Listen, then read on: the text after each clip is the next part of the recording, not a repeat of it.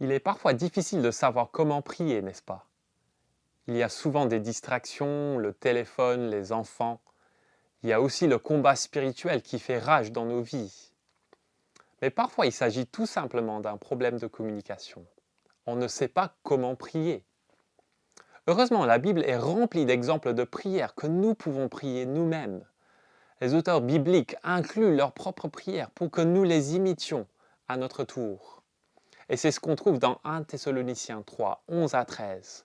C'est la prière de l'apôtre Paul pour une nouvelle église à Thessalonique. On pourrait dire que cette prière est une invitation à prier pour n'importe quelle nouvelle implantation d'église. Alors, comment prier pour notre nouvelle implantation d'église à Bordeaux?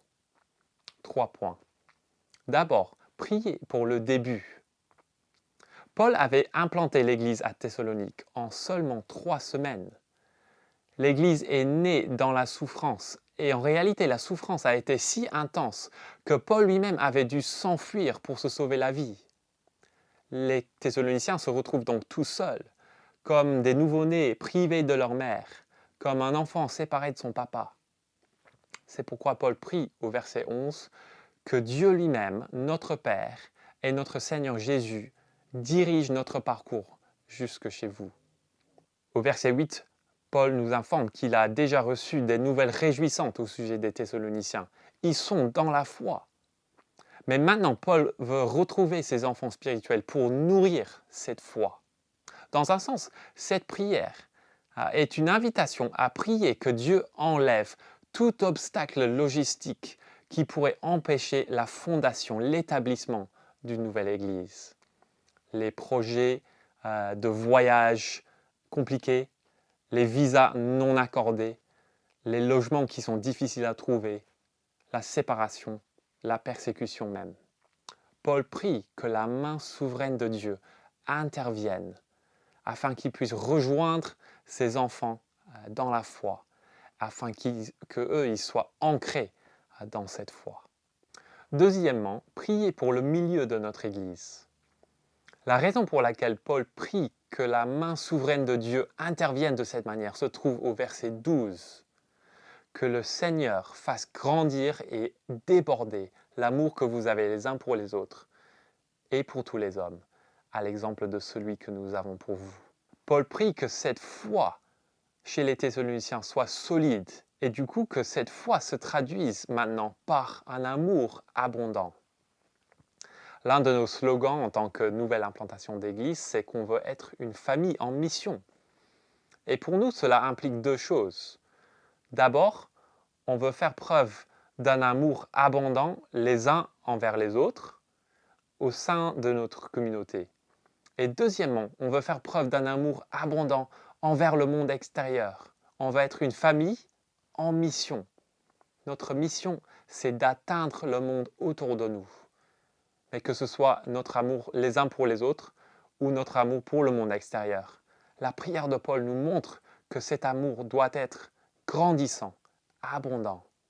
Il ne s'agit pas d'un amour statique.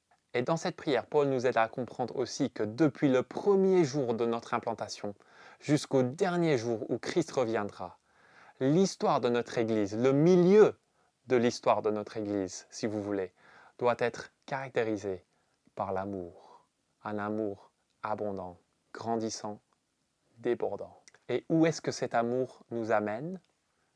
Vers la fin, au verset 13. Paul prie justement pour la fin de cette Église. Il ne veut pas que l'Église ferme ses portes, mais il prie plutôt que cette Église soit prête pour le retour de Jésus. Un jour, notre Église n'existera plus. Il n'y aura plus de réunions, plus d'études bibliques, plus d'évangélisation. Mais le jour arrive où chaque acte d'amour grandissant, qui découle d'une foi authentique, sera amené à son point culminant lors du moment où Jésus reviendra. Et quelle espérance pour nous! Ça veut dire que chaque acte d'amour sera validé, confirmé, justifié par le Seigneur Jésus-Christ lui-même. Mais quel défi pour nous aussi! Le lien entre le verset 12 et le verset 13 nous montre que, selon Paul, L'amour doit être indispensable dans la vie de chaque chrétien. L'amour dans le présent est indispensable en vue de l'avenir.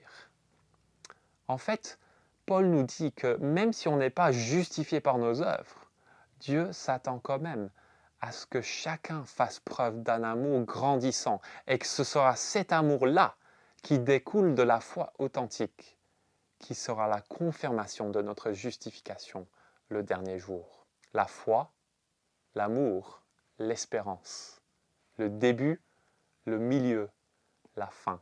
Pourriez-vous prier cette prière pour nous en tant que nouvelle implantation d'église à Bordeaux? Que Dieu lui-même, notre Père et notre Seigneur Jésus dirigent notre parcours jusque chez vous. Que le Seigneur fasse grandir et déborder l'amour que vous avez les uns pour les autres et pour tous les hommes, à l'exemple de celui que nous avons pour vous, et qu'il affermisse ainsi votre cœur pour qu'il soit irréprochable devant Dieu lors du retour de notre Seigneur Jésus avec tous ses saints.